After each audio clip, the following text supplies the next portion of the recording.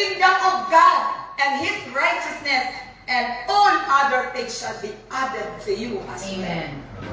Yun ang gusto ni Lord, para hindi tayo mahirapan. Kasi para hindi tayo masaktan. Kasi pag ang focus mo, halimbawa, January pa lang, January 1 ako, wala pa akong boyfriend. February, kuy, ilang, ang bilis na talaga ng araw. Pag February 14, ayaw mo talaga pagdating ng February 14, 2025, wala na naman. Wala din akong flowers. Wala. Walang chocolate, walang flowers. Sabi ko kay Nestor, So, ako ng flowers. Oo. Gusto ko pera. Alam mo, practical. Pambili ng pagkain. Ate Grace, totoo talaga lahat ng mga parents na tinatanong ko, kumusta? Ano yung inaasam-asam mo na ibibigyan ng asawa mo? Ay, naku sis, huwag mo yung mga flowers kasi nalalantay. Huwag mo yung mga ganyan na chocolate kasi nakakasira pa ng ngipin. Ang gusto ko talaga, therapy talaga ang kasagutan ng lahat.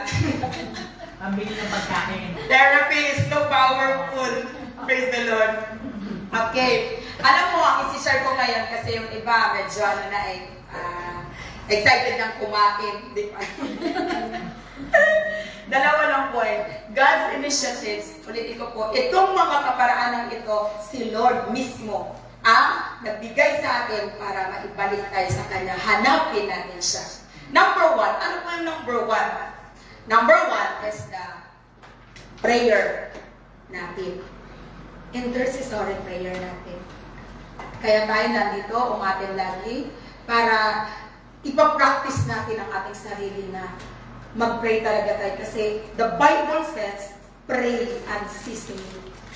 Huwag kang manghinawa. Huwag kang magsawa sa kapananalangin. Huwag kang magsawa sa kaka-attend dito. Dahil meron ka talagang mapapanak.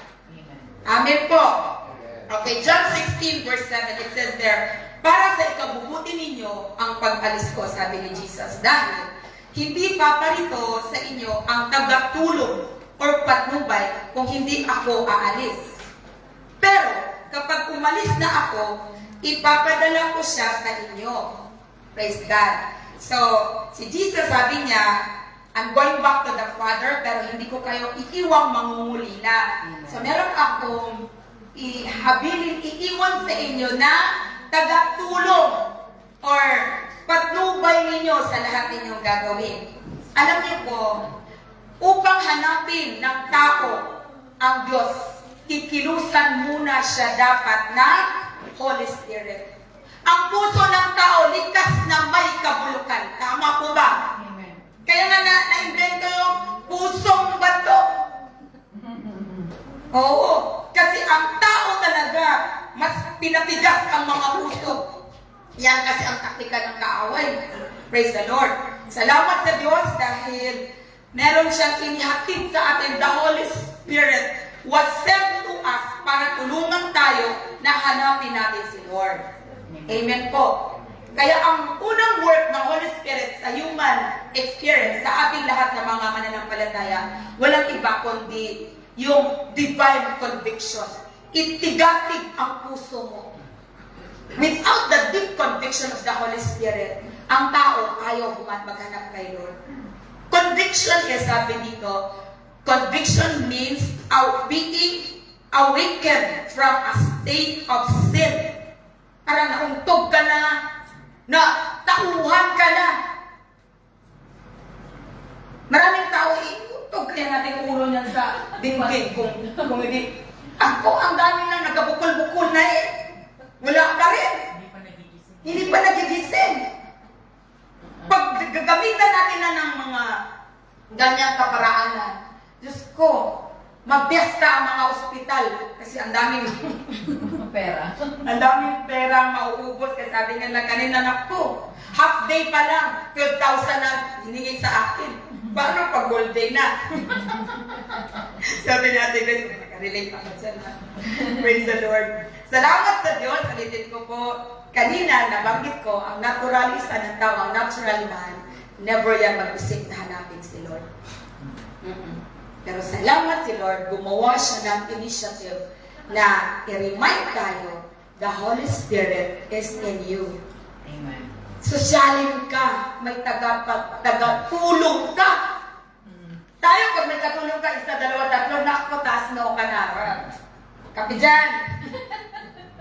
Yung, anong sasabihin, anong gusto mo? Kasi magluto ka na dyan, lahat ng, ano mo. Pero, grabe, imagine mo yun. Binibigyan tayo, Lord, ng helper. Ganun tayo kahalaga sa harapan po ng Panginoong Diyos. Ano ang gagawin po ng Holy Spirit sa atin? Okay, kasi the basis talaga ng tunay na Christianity is to bring glory and honor to God. Mapapangiti mo talaga si Lord. Di ba talaga? Mapapasaya mo ang puso ni Lord. I-check lang po natin ngayon. Am I really giving God the glory? Or napangiti ko kaya si Lord sa ginagawa ko? Or sus, nakasimangot para dinidilatan? Dinidilatan kaya ako? Or talagang tuwang-tuwa si Lord? Aliw na aliw si Lord sa akin. Amen. Diba? Okay, sabi dito, John 16 verse 8, pagdating niya ng Holy Spirit, ay kanyang susumbatan ang sangkatauhan patungkol sa kasalanan, sa katuwiran, at sa kahatulan. So, ano ang gagawin ng Holy Spirit? Ipapaunawa sa atin na, Lord, nagkasala nga talaga ako.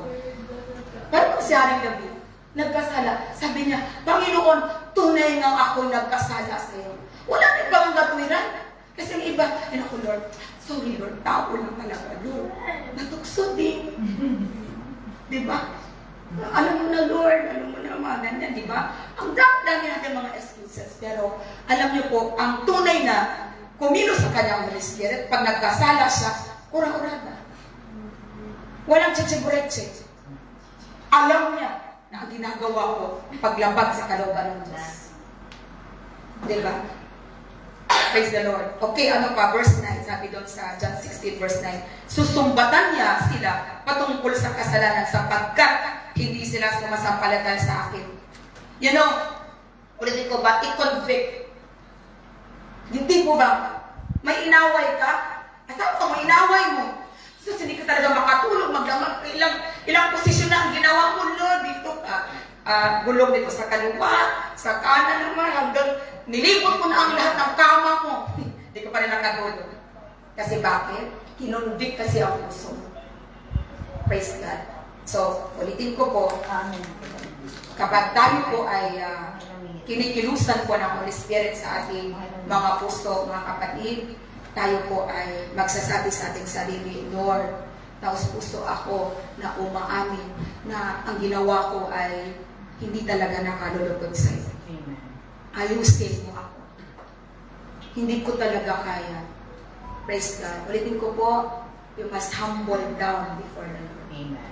Alam mo ba, ang tunay na parang sikreto para ikaw at ako ay makaranas po ng, alam mo yun, yung grasya galing kayo, pabor, magpakumbaba na tayo kay Lord.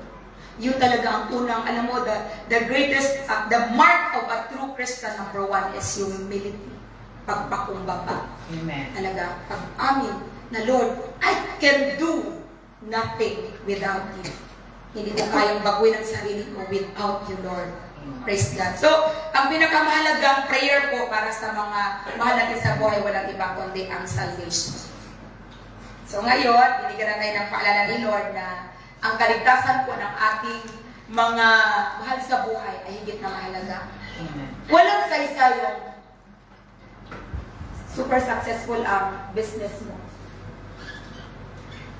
Yung bangko mo, isa, dalawa, tatlo, apat, hanggang 10. Punong-puno.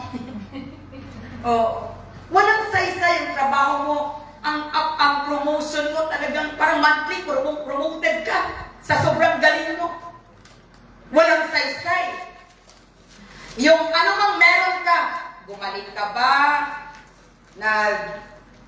pumasa ka sa board exam, kung ano-ano mga accomplishment mo, kung hindi naman pupunta sa langit ang iyong kaluluwa, walang saysay ang lahat na yun.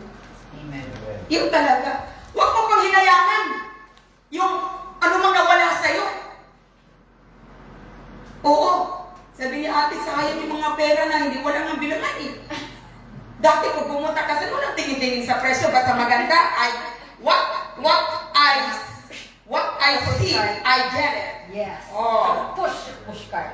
Oo. Punong-puno. Eh ngayon, kalkal ka muna eh. Wala bang calculator siya? Nakalista ba yun? Ha?